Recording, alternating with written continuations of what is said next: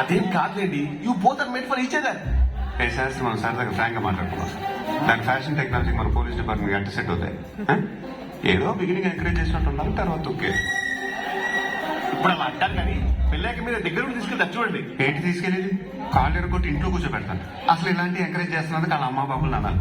వాళ్ళ అమ్మంటే గుర్తొచ్చిన శాస్త్రి గారు ఆ ఎదో ఇంగ్లీష్ భరించలో ఉండి బాబు మోడల్ డ్రెస్ మీరే వేసుకోవచ్చు కదా అంటే మనకెందుకులే బ్రదర్ సిగ్గుపడితే అంటే నిజంగా వేసేద్దామనే. ఇప్పుడు అవన్నీ ఎందుకండి, వింటే ఫీల్ అవుతారు. వింటే కదా శాస్త్రి ఫీల్ అయ్యేది. వింటున్నారండి? ఎక్కడ? అక్కడ. నువ్వు చేసిన హెల్ప్ కి థ్యాంక్స్ చెప్దామని వచ్చాను, but you don't deserve it.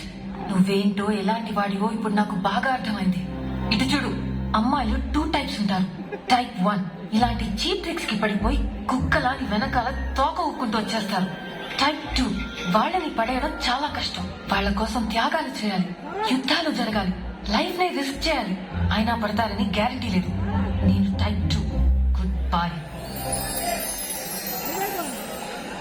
ఇది ఎప్పుడు వచ్చిందండి? మీరు అమ్మాయిలు పడేయడం చాలా ఈజీ అయినప్పుడే వచ్చారండి. చెప్పొచ్చు కదా. ఆ అమ్మాయి చూస్తుంటే ఎలా చెప్పమంటారండి? కింద నుంచి కాకపోవచ్చు కదా. ఐడియా రాలేదండి. అయినా పొద్దునే నాకు నీతో ఎలా డిస్కషన్ ఏంటి?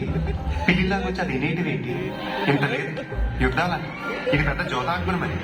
అప్పటికి మనసు చంపుకొని ఎంత కాంప్రమైజ్ అయిన శాస్త్రి. పైగా టైప్ 2 అంట. చూడండి చివరికి ఏ టైపిస్టో దొరుకుతాడు దీనికి. ఇది కాకపోతే ఇంకోటి టెక్నిక్ గోకాల్సిన టైంలో గోక ఇప్పుడు గోకుతాడు. మళ్ళీ వచ్చారండి.